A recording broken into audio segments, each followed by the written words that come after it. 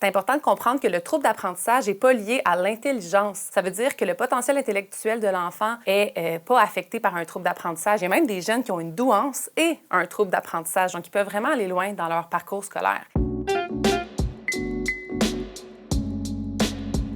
Moi, c'est Marie-Philippe et je suis orthopédagogue à l'Institut des troubles d'apprentissage. Les troubles d'apprentissage sont causés par un manque de stimulation à la maison. Non. Les troubles d'apprentissage, c'est d'origine neurologique, donc c'est vraiment la façon dont le cerveau va se développer. Donc, c'est pas parce que vous avez sauté une histoire un soir ou pas assez joué dans le salon avec des chiffres que l'enfant va développer une dyslexie ou une dyscalculie. C'est normal d'avoir de la difficulté à écrire en troisième année. C'est vrai et c'est faux. Écrire en troisième année, c'est un gros défi. On doit penser à notre idée générale, l'ordre, la cohérence, être capable de choisir quelle phrase on va dire, comment je vais la construire, l'orthographe des mots, être capable même de découper la phrase en mots, choisir les bons sons qu'on veut dire, même tracer la lettre et j'en passe. Donc, c'est vraiment intense. Après, quand il y a des erreurs qui persistent vraiment, comme des mots très fréquents écrits de plein de façons différentes, des inversions de lettres, des mots utilisés dans des mauvais contextes assez souvent, là, les enseignants, les orthophonistes, orthopédagogues vont investiguer davantage et vont venir vers vous. Les troubles d'apprentissage disparaissent en grandissant. Non,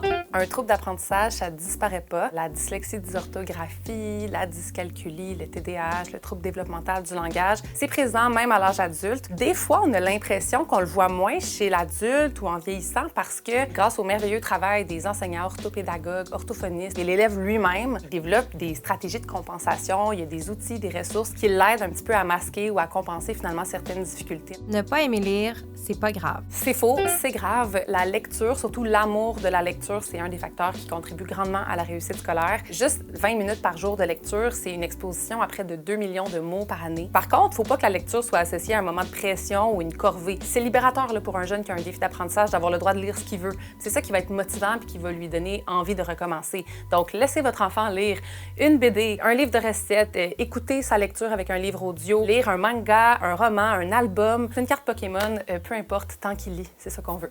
On peut détecter les troubles d'apprentissage avant l'entrée à l'école. C'est vrai, mais c'est quand même moins fréquent. Généralement, c'est plus autour de la 3e-4e année. C'est souvent là qu'ils ont de la difficulté qui persiste vraiment. Mais on peut voir des signes précoces avant l'entrée à l'école. Par exemple, un jeune qui a un vocabulaire limité, qui a de la difficulté à comprendre, à jouer avec les sons, qui va avoir de la difficulté à identifier des lettres, même retenir un petit peu certaines comptines. Les enfants avec un trouble d'apprentissage vont moins loin dans leur parcours scolaire. Non, un enfant n'est pas condamné à arrêter plus tôt. C'est sûr que son parcours va peut-être être plus difficile. Heureusement, aujourd'hui, les enseignants font un travail extraordinaire et les écoles sont beaucoup moins one size fits all. Oui, les jeunes qui ont un trouble d'apprentissage vont à l'université, au cégep. Puis après, il faut se demander qu'est-ce que ça veut dire aller loin. On associe trop souvent la réussite scolaire à une note ou à une moyenne, alors que les jeunes qui ont des défis d'apprentissage sont capables d'aller très loin parce qu'ils développent des compétences comme l'empathie, la persévérance, l'ouverture d'esprit, la créativité, sont résilients. Pour moi, c'est ça, aller loin.